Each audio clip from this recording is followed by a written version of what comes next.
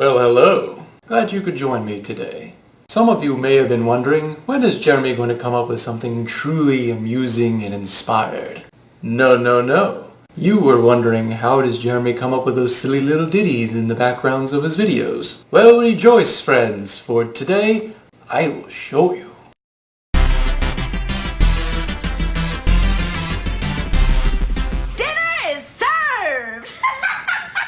Alright, so yeah, what I use is FL Studio for doing the music, and then we start composing, and this is my composing phase. Yeah, so it's very important that whenever you start a project that you have some kind of concept of what the actual melody is in your head. I find that if you just sit down in front of the screen, sometimes you can get something to bubble up, but most of the time you're going to start and you're going to get pretty distracted and you're going to end up doing other projects, as I'm going to... Anyway, now for anyone who remembers the Cube video I did last time, that ridiculous geeky sound that I did, this is what that is. As you can see, it is a little over 8 minutes long. That video ended up being 8 minutes long, because apparently I ramble. And so the song had to be that one as well. So you can see all the instruments, all the bars listed in here, and this is how it ends up. Now what I'm going to do is out here, I'm going to just demonstrate by placing a few bars, few notes, so you can see how I actually go about creating the song itself. So I start out with some kind of general ditty. In this case, I wanted something ping-pongy kind of sound. You see, it just goes back and forth. Now with this one, I did not add any effects with this. So I just wanted kind of a clean, unaltered sound for this. Now the bass, more or less, is the same. Now the bass does not have to have this many notes in it. It really just needs to support the main melody, or the main beat. This adds a little bit more flavor to it, a little bit more variance. Now because this had to be 8 minutes, the more layers, the more variance, the better. That's what this is all about.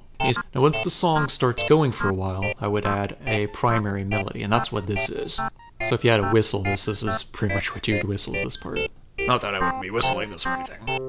Now if any of you have actually been looking at this, all these sound effects are actually from Final Fantasy VII. I was able to acquire a big sound pack for this a long time ago. I've really never had a good excuse to ever use it, so I figured, why not on the Rubik's Cube video?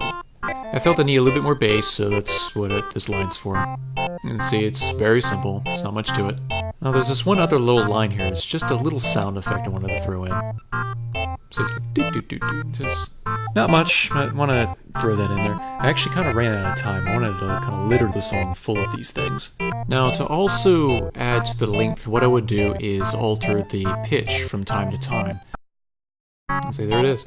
So I can play whole segments of the song over again, and some of you may have actually picked up on this in the previous video. Since overall there's not a whole lot of variation to the song, as much as I tried for the 8 minutes, due to time constraints I had to find alternatives to artificially inflate the song.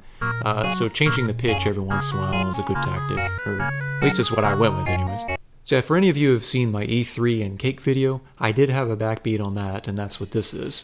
I now left a lot of gaps in here, and I didn't go with any high-range audio, because I knew that I was going to have a lot of audio from the E3. Not so much the Cake, but the E3 gameplay footage was going to have a lot of sound effects and whatnot in there. So I wanted to have mostly bass, and it wouldn't drown out anything. But the construction of the song itself is pretty much the same as the other one. It's just a stack of instruments, and it's stretched out over a period of time. I don't change the pitch in here, but it does loop the whole thing about 4 times, and I left a lot of gaps in the song as is. Well, that's just awful. I'm glad I didn't put that in there. Yes, this is how you drown an instrument out with effects. Here's a free tip. Don't drown your instruments in effects.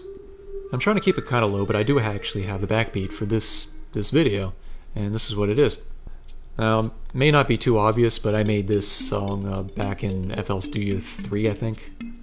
So yeah, it's about like a decade old. Now the fact that I'm using this means that I was really dragging my feet on this video this week, so I actually ran out of time to do a backbeat. So I ended up just pulling this out of storage and cleaned it up just a little bit. As you can see, the way in which I do music pretty much hasn't changed in a decade. I mean, it's pretty much the same thing. Now in the future I might showcase more complex stuff. This is actually just as old as the other one. Oddly enough. I've got some newer stuff, but I'll showcase that in another video.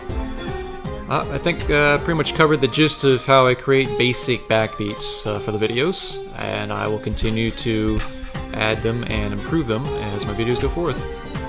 If you have any questions, comments, anything, feel free to leave them in the comments section below. Feel free to subscribe and like and all that jazz, and I'll catch you all next week.